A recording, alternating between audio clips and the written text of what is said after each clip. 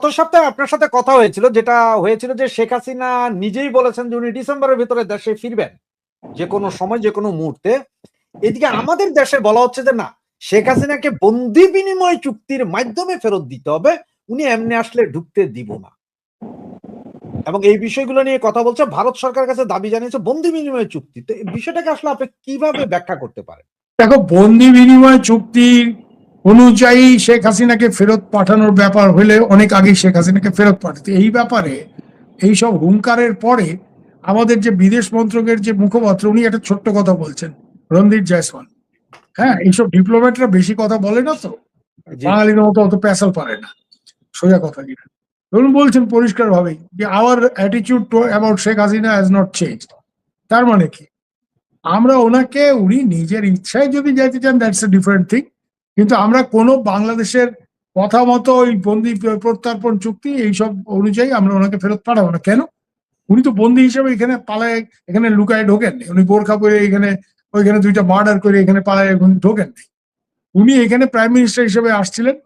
ওনাকে বাংলাদেশের গভর্নমেন্ট, বাংলাদেশের আর্মি চিফ তার নিজের বিমানে করে, তাদের নিজেদের মিলিটারি বিমানে করে এখানে নামায় দিয়ে গেছিল। তারপরে তোমরা কি বিচার আচার কি করছো? আর বন্দি বিনিময় চুক্তির ভিতরে একটা অংশ আছে, host country must B totally satisfied, যে যাকে ফেরত চাওয়া হইতেছে, হ্যাঁ, তাকে এক হচ্ছে মৃত্যুদণ্ড, হ্যাং করার ব্যাপার থাকলে পিছায় তুমি এটা নিয়ে আগাবা না, নাও আগাইতে পারো। আর দুই নম্বর হচ্ছে যে you have to be satisfied, host country must be satisfied, যে তার বিচার প্রক্রিয়া সঠিকভাবে। এটা ইন্ডিয়া এখনো মনে করে। তো এই জন্য ওই বন্দি বিনিময় চুক্তি অনুযায়ী ফেরত দেওয়ার ব্যাপার থাকলে, well, ইন্ডিয়া সেভাবে ওনাকে পাঠাবে না। ইন্ডিয়ার লাইন হচ্ছে very simple, she is a Bangladesh citizen, she wants to go back, you take her back. তারপরে তোমরা তাকে কি করবে, অ্যারেস্ট করবে, কি করবে, এটা তোমার ব্যাপার। কিন্তু আমরা ওই চুক্তি করে বন্দি হিসেবে তাকে, কেন বন্দি হিসেবে প্রত্যার্পণ করতে গেলে তো আমাকে ওনাকে বন্দি করতে হবে। আমি ওনাকে কি গ্রাউন্ডে বন্দি করবো? she has she cannot be detained as a prisoner in India under any circumstances. এক নম্বর হচ্ছে সে ইন্ডিয়াতে এমন কোনো অপরাধ করেনি যার জন্য আমরা তাকে বন্দি করবো। দুই নম্বর হচ্ছে বাংলাদেশে যে রায় তার বিরুদ্ধে হয়েছে, সেই রায় যে যথাযথ যুক্তিযুক্ত, এই ব্যাপারে ইন্ডিয়া এখনো স্যাটিসফাইড না বাংলাদেশের এক্সপ্লেনেশনে। আমরা ওনাকে বন্দি করে পাঠাবো না, আমরা ওনাকে ফ্রি সিটিজেন হিসেবে পাঠাবো। বাংলাদেশ হাই কমিশন, ওনার তো পাসপোর্ট টাসপোর্ট সব আউট অফ হয়ে গেছে, ইম্পাউন্ড হয়ে গেছে। তো Bangladesh deputy high commission, sorry, high commission in Delhi, ওনাকে ট্রাভেল ডকুমেন্ট দিলে উনি বিমানে করে গিয়ে ঢাকাতে নামবেন বা বেনাপোল বর্ডার দিয়ে আইসে আমি আইলাম বলবেন, তখন ওনাকে কি করবে, অ্যারেস্ট হয়। কিন্তু আমরা ওনাকে বন্দি করে ফেরত পাঠাবো না। এটা যদি বাংলাদেশের একমাত্র শর্ত হয় ওনার প্রত্যাবর্তন ক্ষেত্রে, তাহলে তো আমার মনে হয় না প্রত্যাবর্তন ব্যাপারটা দাঁড়াবে। আমার নিজেরও ধারণা এই যে গোলযোগগুলি হচ্ছে, এতে করে বাংলাদেশ ইচ্ছা করে এমন কিছু কন্ডিশন সৃষ্টি করবে যাতে ইন্ডিয়া ওনাকে ফেরত না দিতে পারে বা ইন্ডিয়া থেকে উনি ফেরত না যেতে পারে। মানে শেখ হাসিনা মৃত্যুদণ্ড মাথায় নিয়ে দেশে ফেরার ক্ষেত্রে উনি যতটা নার্ভাস, উনি দেশে ফিরবেন এটা বাংলাদেশ সরকার বেশি নার্ভাস, আমার যা দেখে মনে হচ্ছে। তাই জন্য আমার মনে হয় না বাংলাদেশ এইসব জটিলতা ইচ্ছা করে সৃষ্টি করবে। এবং এইসব জটিলতা থাকলে মানে ইন্ডিয়া ওনাকে প্রিজনার করে অফিসিয়ালি এক্সট্রাডাইট করবে না ইন্ডিয়া, এটা আমি লিখে দিতে পারি। এটা তোমরা দেখে নিও, মিলাই নিও। আর এমন কোন বৃহৎ শক্তি নাই যাকে দিয়ে বাংলাদেশ ইন্ডিয়াকে এটা করাইতে পারে। বাংলাদেশের লোকেরা ভাবতে পারে যে ট্রাম্পকে দিয়ে আমরা এটা করাবো।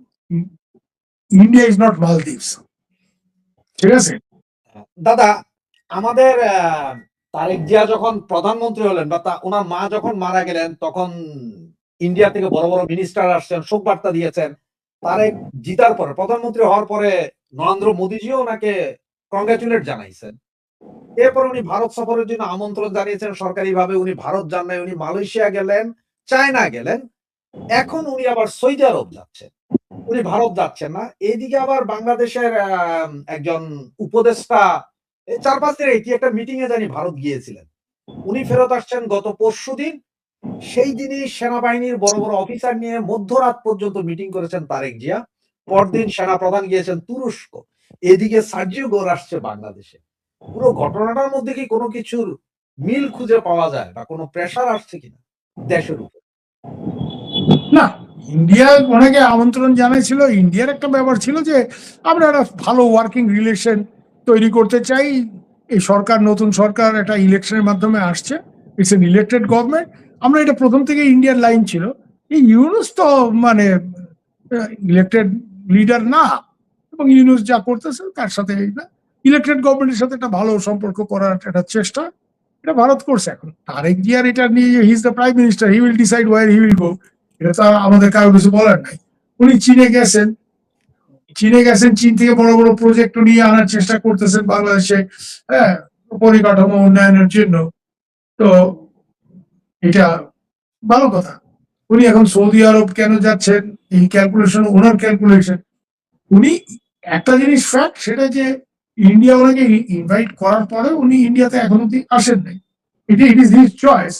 এখন এটা যদি কেউ মনে করে যে এটা উনি একটা সিগন্যাল করতেছেন যে আই ডোন্ট নিড ইন্ডিয়া, এবং ইন্ডিয়া ছাড়াই আমার সব আমি করতে পারবো, মানে এটা যদি এই এই মানসিকতার রিফ্লেকশন হয়, তাহলে তারেক জি হয়তো ভুল করবে। হি will need India, his grandfather will also need India, এটা বলে লাভ নাই। His father needed. 4-5টা চুক্তির ব্যাপার আছে, গঙ্গা চুক্তি, তিস্তা চুক্তি, অনেকগুলো পানি চুক্তি। এগুলি তো বলছি যে হি উইল নিড ইন্ডিয়া। তো এগুলি ইন্ডিয়া ছাড়া তো হবে না। তো ইন্ডিয়াকে ওই আমি আমি আমার সাথে আমেরিকা আছে, চীন আছে, আমার ইন্ডিয়া লাগে না। সৌদি আরব হইলে মুসলিম উম্মা আমার সাথে চলে আসবে। এখন অন্যেরা অনেকে অনেক রকম থিওরি দেয়, এগুলি আলোচনা এখানে করা তোমার সাথে ঠিক কিনা জানি না। অনেকে আমাকে বলে যে না, চীন বড় বড় প্রজেক্ট যেমন করে, চীন প্রজেক্ট করলে আবার রাজপুরুষেরা যারা ক্ষমতা আছে তারা ভালোই কমিশন টমিশন সব পায় টায়, সেটা একটা বিরাট ইন্টারেস্ট, এর একটা জায়গা থাকে। হ্যাঁ, সব সরকারের ক্ষেত্রে এগুলি একটা ফ্যাক্টর। আর সৌদি আরবে অনেকের ধারণা যে অনেকের অনেক টাকা ওইখানে রাখা আছে, সেসব ম্যানেজমেন্টের ব্যাপার আছে। এগুলি অনেকের অনেক থিওরি আছে, এর মধ্যে আমি যাচ্ছি না। I don't want to caste any aspiration. কিন্তু একটা ব্যাপার ঠিকই যে এগুলি কইলে যদি উনি এইটা বোঝাবার চেষ্টা করেন যে I don't need India, he will be the biggest fool. হ্যাঁ, he will need India at every step. এবং এই ধরো চীনকে দিয়ে উনি তিস্তা প্রজেক্ট করাবেন। কি প্রজেক্ট ভাই? এটা ডাউনস্ট্রিম প্রজেক্ট, অর্থাৎ ইন্ডিয়ার থেকে যতটা পানি ঢুকছে ওই পানিটা কি করে সাশ্রয় করা যায়, স্টোরেজ করা যায় বা ব্যবহার করা যায় ভালোভাবে, তার জন্য একটু রিভারের ড্রেজিং, ওয়াটার ম্যানেজমেন্ট এগুলি।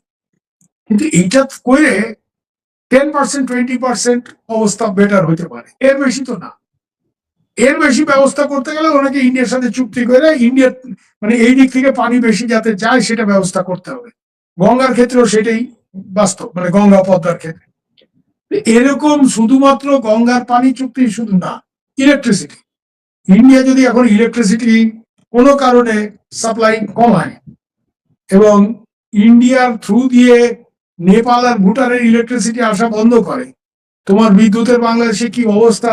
আমার অনেক ভাই বোনরা আছে যারা এই টেক্সটাইল ইন্ডাস্ট্রির মালিক মালকিন, এরকম দু একজন আমাকে বলছে যে এখনই যে অবস্থা, এরপরে যদি বিদ্যুতের ক্রাইসিস হয় তাহলে তো সাংঘাতিক অবস্থা হবে।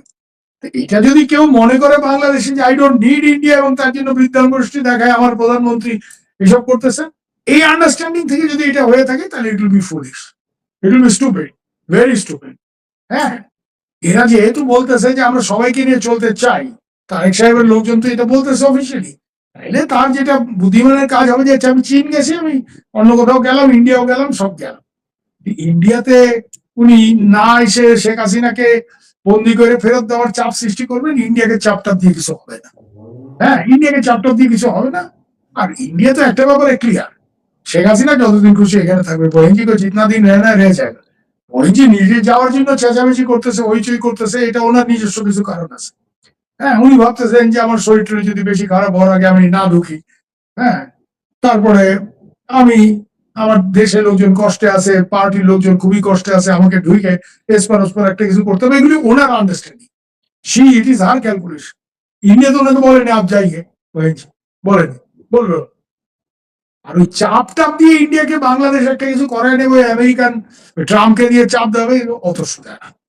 এটা আমি বলে দিতে পারি, এটা অত সোজা না। এটা ইন্ডিয়ার কোনো গভর্নমেন্টকে আমেরিকা চাপ দিয়ে আমাদের কিছু করাইতে পারে নাই, 71-এও পারে নাই, এরপরেও পারে নাই। আর এখন ট্রাম্পের হাত থেকে তো স্পেনের প্লেয়ার মেডেল পর্যন্ত নেই, ট্রাম্প এই ওটার কোনো দাম আছে নাকি? একে পোষেনি। ট্রাম্প দেখায় কি করবে, ট্রাম্প আমাদের হুমকার দিতেছে রাশিয়ার তেল কিনলে, তারপরে তো আমরা রাশিয়ার রেকর্ড পরিমাণ তেল কিনতেছি, কি করবে করুন। ট্রাম্পকে ইরান পাত্তা দিচ্ছে না, যুদ্ধ করে যাচ্ছে সমানে সমানে, হুইস ট্রাম্প। আজকে তো এটা বোঝা যাচ্ছে যে ইরান প্রচন্ড পীড়া দিছে, মানে ওই এখন আরব দেশগুলি ইরানের সাথে একটা বোঝাপড়ায় আসার চেষ্টা করছে, পীড়া খায় যে আমেরিকার সাথে চামচাগিরি করে লাভ হয় না। হ্যাঁ, ইরানের হাতে কতগুলি কার্ড তুমি দেখো, হুতিদের দিয়ে কি করতেছে। ইরানকে আমেরিকা সামলাতে পারতেছে না, ইরানের থেকে তো India is a stronger military পাওয়ার ভাই। আর চীন, চীনের একটা ব্যাপার আছে, চীন যখন দেখবে, চীন তখন খেপে আমাদের উপর যখন আমরা আমেরিকার বেশি কাছে যাই। ওরা বর্ডার টর্ডার গন্ডগোল গুলি বাড়াইছিল যখন আমাদের সাথে আমেরিকার স্ট্র্যাটেজিক অ্যালায়েন্স হচ্ছিল, চুক্তি হয়েছিল।